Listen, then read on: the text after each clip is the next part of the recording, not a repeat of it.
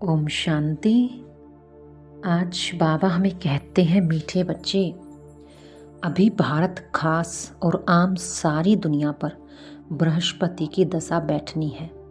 बाबा तुम बच्चों के द्वारा भारत को सुखधाम बना रहे हैं।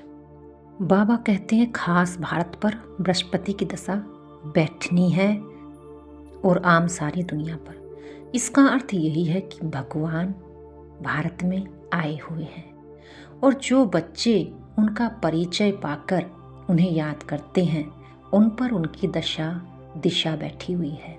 दिशा माना उनकी श्रीमत उनको मिलती रहती है कि किस दिशा में क्या कर्म किस सोच से करने हैं।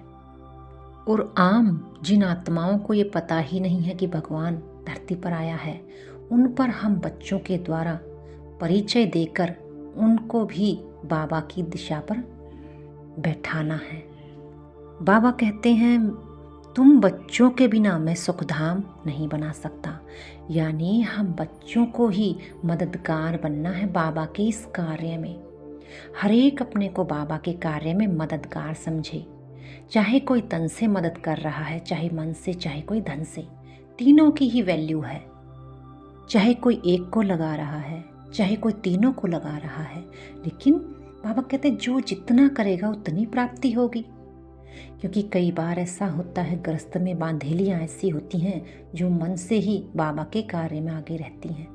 तन की उनको बंधन होता है, धन का भी कुछ बंधन होता है, लेकिन बाबा कहते हैं आंगली देने से ही ये कलयुगी पहाड़ उठेगा।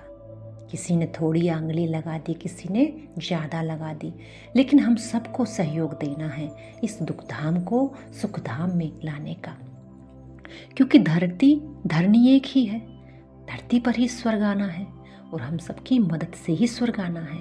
बाबा अकेला कुछ नहीं कर सकता, हम सब बच्चे मददगार बनते हैं। इसीलिए श्री कृष्ण को वो पहाड़ उठाते हुए दिखा था। वैसे तो श्री कृष्ण को भगवान बता दिया है वो अकेला ही सब कुछ कर सकता है, लेकिन उसके साथ में अनेकों अंगुलियां दिखाई हैं। यानी भगवान निराकार कर सकता है सब कुछ, लेकिन हम सबकी मदद लगती है। क्यों लगती है? क्योंकि स्वर्ग का सुख हम बच्चों को मिलता है। इसलिए जो करेगा सो ही पाएगा। आगे बाबा कहते हैं 16 कला संपूर्ण बनने के लिए तुम बच्चे कौन सा पुरुषार्थ करते हो? योग बल जमा करने का। योग बल से तुम 16 कला संपूर्ण बन रहे हो। इसके लिए बाप कहते हैं दे दान तो छूटे ग्रहण। काम विकार जो गिराने वाला है इसका दान दो तो तुम 16 कला संपूर्ण बन जाओगे। दूसरी, देह अभिमान को छोड़ देही अभिमानी बनो। शरीर का भान छोड़ दो। 16 कला संपूर्ण बनने का पुरुषार्थ है योग बल।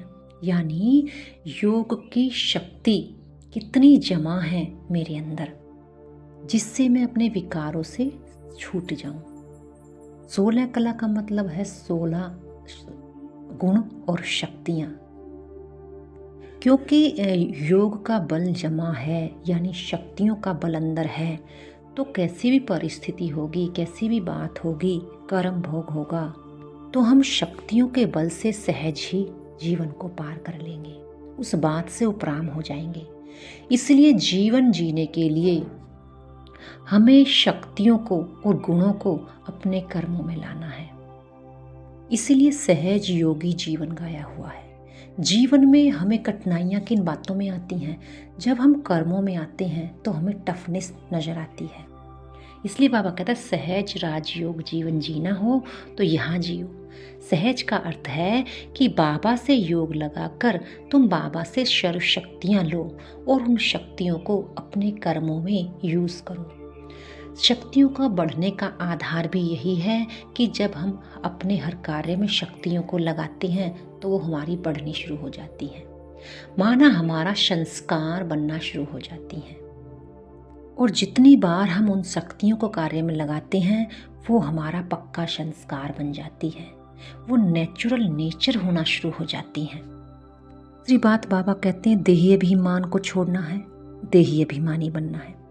यानी आत्मा के भान में ज़्यादा रहना। भान माना भावना। आत्म एक तो होता है बिंदु स्वरूप, उसमें कोई भावना ही नहीं होती, सिर्फ साक्षी दृश्य देखने का होता है। दूसरा होता है भावना। भावना क्या रखनी है? देही अभिमानी बनकर हर एक के गुण को देखना है। बाबा ने कल भी कहा था ना कि चेतना को देखना है और चरित्र उठाना है, यानी हर एक के अंदर से उसके गुण को उठाना है। जब हम ये गुणों को देखने का अभ्यास करेंगे तो धीरे धीरे हमारा देह का भान खत्म होना शुरू हो जाएगा और हम 16 कला संपूर्ण बनना शुरू हो जाएंगे। ऐसे कभी नहीं समझना कि हमसे तो होगा ही नहीं, क्योंकि माया ऐसी ही है। जब आती है तो ऐसा लगता है अभी तो हम बहुत पीछे हैं, लेकिन ये एक बादल है। जिस प्रकार से आसमान देखो तो बिल्कुल साफ है, सूर्य निकला हुआ है, लेकिन कुछ पल के लिए बादल आता है और उसको ढक लेता है। ऐसे लगता है जैसे कि सब कुछ खराब हो गया हो, लेकिन नहीं, फिर कुछ समय के बाद बादल हट जाते हैं, फिर वैसा की वैसा हो जाता है। तो हमारे पास भी माया आती है बादलों के रूप में, लेकिन हमें कभी ये नहीं सोचना चाहिए कि हम ऐसा बनेंगे ही नहीं। हम ही थे, हम ही हैं और हम ही बनेंगे, ये ऐसा अटूट निश्चय होना चाहिए। बाबा कहते हैं तुम बच्चों का भी स्लोगन्स निकलेंगे, जैसे इंदिरा गांधी के निकलते हैं कि एक धर्म, एक भाषा, एक राजाई हो। इंदिरा गांधी कहती थी। हमारा स्लोगन कौन सा होगा? योगी बनो, पवित्र बनो। ये बहुत अच्छी बात है कि जब हम बाबा को याद करते हैं तभी हम पवित्र बनना शुरू होते हैं। और पवित्रता कहाँ से आती है? शांति से। जब हम अपने मन को शांत करके प्रभु में लगाते हैं तभी शांति आती है, और उस शांति में ही पवित्रता आनी शुरू हो जाती है। और पवित्रता में ही सुख शांति है, यानी फिर दुनिया में सुख शांति कहाँ से आती है? पवित्रता के बल से। ये बहुत ही बातें बाबा हमें बताते हैं, इस पर विचार सागर मंथन करना चाहिए। आगे बाबा कहते हैं कि बच्चों 16 कला संपूर्ण जरूर बनना है। तुम जानते हो हम इस योग बल से 16 कला संपूर्ण बन रहे हैं। कहते हैं ना, दे दान तो छूटे ग्रहण। ये आज बाबा विशेष बताते हैं कि जब तक अवगुणों का दान नहीं दोगे तब तक गुणों की प्रवेशता नहीं होगी।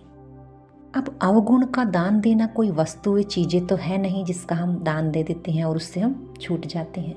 ये हमारे सूक्ष्म, हमारे भाव हैं जिन्हें हमें छोड़ना है। और भाव को छोड़ने के लिए क्या करना होता है? हमें अपने भावों को परिवर्तन करना होता है। उससे छूटने के लिए ऐसे नहीं है कि छोड़ देंगे, नहीं। मन एक भाव का आने का ही, कहते हैं मन एक नदी है, उसमें भाव आते रहते हैं। जिस प्रकार नदी में पानी चलता रहता है, बहती रहती है, इसी प्रकार से मन भी भाव का एक प्रवाह है। लेकिन हमें ये देखना है कि हमारे अंदर कौन से भाव आ रहे हैं। विकारी भाव हैं तो उसको हमें निर्विकारी पॉजिटिव में बदलना है, सकारात्मक सोच में बदलना है। तभी हम इन विकारों को से छूट सकेंगे। क्योंकि ये कोई हम आज कह दे कि बाबा आज से मैंने क्रोध करना छोड़ दिया, आपको दे दिए, ये ऐसे कहने से छूटने वाला नहीं है। जब जब ये बातें हमारे मन में आए, ईर्ष्या आए, क्रोध आए, अहंकार आए, उसे हमें परिवर्तन करना है। बाबा कहते हैं तुम्हें मैंने इतने स्वमान, इतने वरदान दिए हुए हैं, बच्चों उन्हें वरदानों को यूज करो। अगर कोई भी माया का ग्रहण आ जाता है तो उसको दूर करने के लिए तुम अपने स्वमानों को इस्तेमाल करो। स्वमान की सीट पर सेट हो जाओ तो माया का ग्रहण छूट जाएगा। जिस प्रकार से सूर्य ग्रहण, चंद्र ग्रहण लगता है तो लोग क्या करते हैं? कोई ना कोई दान वगैरह देते हैं ताकि हम उससे छूट जाएं। तो हमें भी कौन सा दान देना है? श्रेष्ठ सकारात्मक सोच लानी है।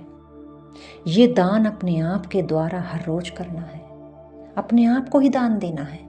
दूसरों को दान हम जब दे सकते हैं जब हम पहले दान अपने आप को करना सीखें कि मुझे दान, इस समय ये विकार मुझ पर ग्रहण की तरह लगा हुआ है, अब मुझे कौन सा दान अपने आप को देना है। तो श्रेष्ठ संकल्पों का दान दें ताकि वो ग्रहण उतरना शुरू हो जाए। आगे बाबा कहते हैं कि श्रीनाथ के द्वारे में चावल होते नहीं, वहाँ तो सब सच्चे घी का पक्का माल बनता है।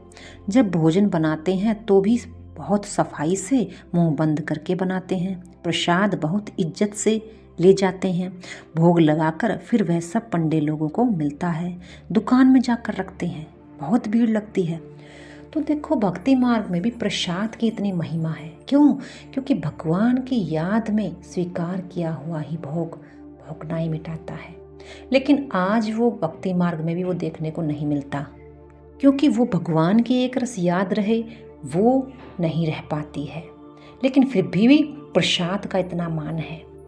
असल में तो देखो ये जो मंदिर का प्रसाद है, भंडारों का प्रसाद है, वैसे तो बाबा यही कहते हैं कि बच्चे तुम्हें किसी के हाथ का नहीं खाना चाहिए। ये बिल्कुल सही बात है।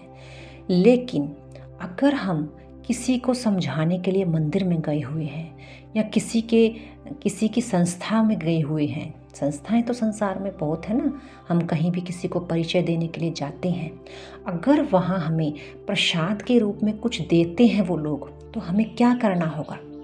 है तो वो उनके लिए प्रसाद, वो भी बहुत ध्यान रख करके बनाते हैं। हमें ना तो उनको भी रिकॉर्ड देना होगा, जो वो हमें चाहते हैं कि ये हमारा स्वीकार करें, रिकॉर्ड तो हमें देना है। रिकॉर्ड दोगे तभी दूसरों का रिकॉर्ड मिलेगा। तो हमें वहाँ पर क्या करना होता है? हमें प्रसाद को उनसे ले लेना होता है, क्योंकि वो देते हैं तो लेना होता है। लेकर के आपको एक चोटी उठा करके बस अपने मुंह में डालना होता है कि बस आपने हमें दिया, हम भगवान के भोग प्रसाद का अनादर नहीं कर सकते, उसको उठाकर बस इतना ही। क्योंकि हमें बाबा की प्रतिज्ञा को भी अपने जीवन में लाना है और दूसरों का भी अनादर नहीं करना है। बाबा कहते हैं युक्ति से हर कर्म को करते हुए चलो, ताकि सभी को आपसे बाप की प्रत्यक्षता हो। ये किसी को ना लगे कि इनको तो अहंकार आया हुआ है। हर बात को समझना है। लेकिन कौन से भोग की महिमा? जो प्रसाद है भंडारे का है। भंडारा भी सब तरह का भंडारा नहीं, लेकिन जो भगवान के खास वहाँ बन रहा है भंडारा, बस इतना चोटी भर। इस चीज़ का ध्यान रखते हुए हमें स्वीकार करना है बाबा की याद में। बाबा कहते मैंने तुमको मालिक बनाया था, अब फिर रावण ने राहु की दशा बिठा दी। राहु की दशा किसको कहते हैं? शुक्र की दशा को कहते हैं राहु की दशा। यानी सब पर विकारों की दृष्टि बैठी हुई है, सभी विकार में गए हुए हैं। और बृहस्पति की दशा जब बैठ जाती है तो सबके ग्रहण उतरने शुरू हो जाते हैं, क्योंकि बृहस्पति की दशा एक शिव बाबा की याद है और राहु की दशा है अनेकों की याद। ये कुछ भी याद आ जाता है और वैसा ही करने लगते हैं। धारणा के बिंदु हैं, जो भी अंदर में कांटे हैं उनकी जांच कर निकालना है, रामपुरी में चलने का पुरुषार्थ करना है। दूसरी पॉइंट, अविनाशी ज्ञान रत्नों का सौदा कर किसी का भी कल्याण करने में समय देना है, हसीन बनना और बनाना है। वरदान है तमोगुणी वायुमंडल में अपनी स्थिति एक रस अचल अडोल रखने वाले मास्टर सर्वशक्तिमान भव। दिन प्रतिदिन परिस्थितियां अति तमो प्रधान बननी है, वायुमंडल और भी बिगड़ने वाला है। ऐसे वायुमंडल में कमल पुष्प समान न्यारे रहना, अपनी स्थिति सतो प्रधान बनाना, इसके लिए इतनी हिम्मत व शक्ति की आवश्यकता है। जब यह वरदान स्मृति में रहता है कि मैं मास्टर सर्वशक्तिमान हूँ, तो चाहे प्रकृति चाहे लौकिक संबंध के द्वारा, देवी परिवार के द्वारा कोई भी परीक्षा आ जाती है, उसमें सदा एक रस अचल अडोल रहेंगे। स्लोगन है, वरदाता बाप को अपना सच्चा साथी बना लो तो वरदानों से झोली भरी रहेगी। अच्छा, ओम शांति।